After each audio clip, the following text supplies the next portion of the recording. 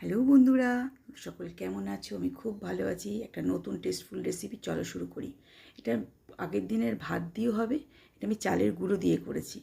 6 চামচ চালের গুঁড়ো নিয়েছি, সঙ্গে 4 চামচ বেসন নিয়েছি, পরিমাপগুলো ঠিক দিতে হবে। সঙ্গে 1 চামচ সুজি, একটা পুরো কাঁচা লঙ্কা, সঙ্গে 1 বাটি দই, আর তারপরে অল্প আদা, সবগুলোকে একসঙ্গে ভালো করে মিক্সারে পেস্ট করে নিয়েছি। পেস্ট করার পর সুজি থাকবে, একটু রেখে দিতে হবে। রেস্ট টাইমের পর আমি নাড়িয়ে নিলাম। নাড়িয়ে নেওয়ার পর এর মধ্যে আমি আরও 1 চামচ বেকিং সোডা নয়, বেকিং পাউডার দেব। এরপরে সঙ্গে দেব কাসুরি মেথি আর অল্প হিং। আমাদের ব্যাটার রেডি। এবার যেমন একটা যে কোনো কেক টিন কিংবা বাটিতে, ফ্ল্যাট বাটিতে অল্প তেল মাখিয়ে, কিংবা বাটার পেপার থাকলে বাটার পেপার লাগাতে পারো, এই মিক্সারটাকে আমি দিয়ে দেব। গ্যাসটাকে জ্বালিয়ে যেটার মধ্যে দেব, এরকম একটা প্যানে অল্প জল নিয়ে বাটিটাকে বসিয়ে 20 থেকে 25 মিনিট, তার মধ্যেও হতে পারে।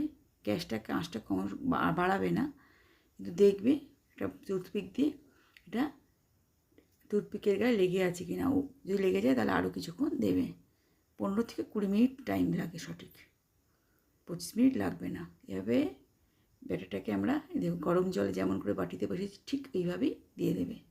20 মিনিট পর দেখবে আস্তে আস্তে ঠান্ডা হয়ে গিয়ে উঠে আসবে। এটাকে ছোটো ছোটো পিস করে কেটে অল্প তেল দিয়ে, সঙ্গে সাদা সর্ষে, এখানে যেমন ধনে পাতা দিলে ধনে পাতা দিতে পারো, কিন্তু ধনে পাতাটা লাস্টের দিকে দেবে, কিন্তু কারি পাতা লাগবেই। সঙ্গে হিং, চটপট করবে যখন হিং, সঙ্গে যদি লাল লঙ্কার গুঁড়ো নালে কাশ্মীরি মির্চ, সঙ্গে একটু চাট মশলা, অল্প বিট লবণ, সব দিয়ে নাড়াচাড়া করার পর এখানে সস দিয়েও খেতে পারো, আবার এখানে সসটা দিয়েও নেড়ে নিতে পারো। এটা তোমাদের পছন্দ, কিন্তু এটা আমি সস দিয়ে খেয়েছি। খেতে অভূতপূর্ব সুন্দর একটা রেসিপিটা অবশ্যই ট্রাই করে আমাকে জানাবে। লাইক, শেয়ার, সাবস্ক্রাইব করে।